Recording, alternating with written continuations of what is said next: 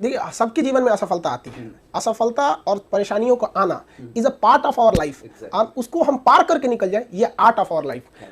तो ऐसा नहीं कि कोई लड़का अगर पढ़ने में कमजोर है या फिर थोड़ा लापरवाही है, लेकिन अगर उसको हमेशा उसको लापरवाही को आदत बना देगा तो फिर कभी कुछ नहीं हो सकती है।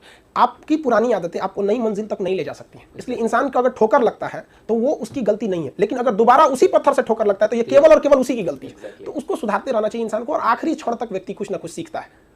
तो भगवान हमें अगर कभी तकलीफ देता है ना, तो समझिए कि भगवान हमसे बहुत ज्यादा कुछ उससे अच्छा कराना ले जा रहा है। कोई जानता था बस में टिकट काटने वाला व्यक्ति रजनीकांत बनेगा, वेटर की नौकरी करने वाला अक्षय कुमार बनेगा? कोई नहीं जानता था ना। जिसको खाने को पैसा नहीं था, जिस व्यक्ति को, आज वो अडानी कंपनी का मालिक है। जो साइकिल रिपेयरिंग का काम करता था, कभी पैनासोनिक की कंपनी खड़ा कर दिया। टांगा चलाने वाला आज MDH कंपनी खड़ा कर दिया। तो लोग घबरा जाते हैं, घबराना नहीं चाहिए। धनुष अगर कितना भी अगर पीछे जा रहा है तो मतलब समझिए वो तीर को बहुत आगे ले जाने वाला है।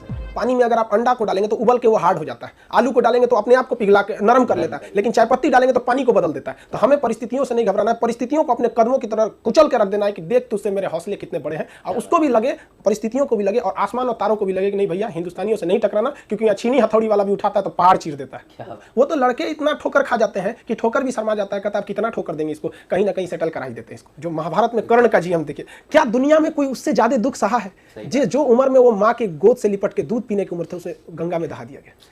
तो सूत पुत्र कहलाता रहा, कवच कुंडल तक उतार लिया गया। मृत सैया पे जब आखिरी वक्त भी लेटा था तो उससे भी भगवान ने सोने की दांत तोड़ के मंगवा लिया। कोई उससे जो बड़ा दुख सहा है? नहीं सह सकता। कर्ण हारा नहीं, हराया गया है। अर्जुन जीते नहीं, जिताए गए।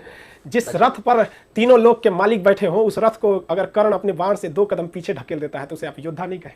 जिस दिन अपनी रॉयल्टी देखनी है, अपनी औकात देखनी है, तो अपने पिताजी का पैसा इस्तेमाल करना छोड़ दीजिए। शाम तक आपको अपनी औकात समझ में आ जाएगी। आप अपना पेट नहीं पाल सकते हैं, प्यार करने निकले हैं। शाहजहां ने भी ताजमहल बनवाया था तो खुद के पैसे से। क्योंकि लाइफ बड़ी अजीब चीज होती है, जब तक आपको समझ में आएगी आधी बीत चुकी रहती है।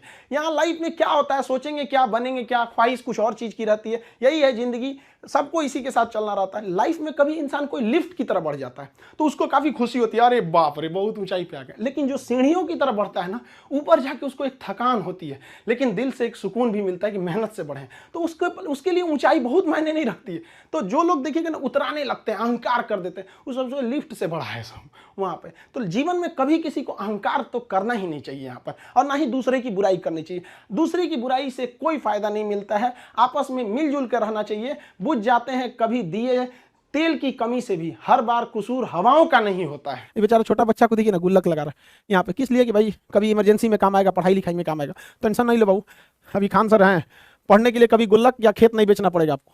जब तक हम हैं, पढ़ाई को इतना सस्ता बनाएंगे कि कभी भी पढ़ाई, किसी गरीबी की वजह से किसी की पढ़ाई नहीं छूट सकती है। आखिर में हम आप सबसे यही कहना चाहेंगे कि ये दुख, ये दर्द, ये गम, ये सब तेरे अंदर है। तू खुद के बनाए पिंजरे से बाहर निकल के देख, तू अपने आप में एक सिकंदर है।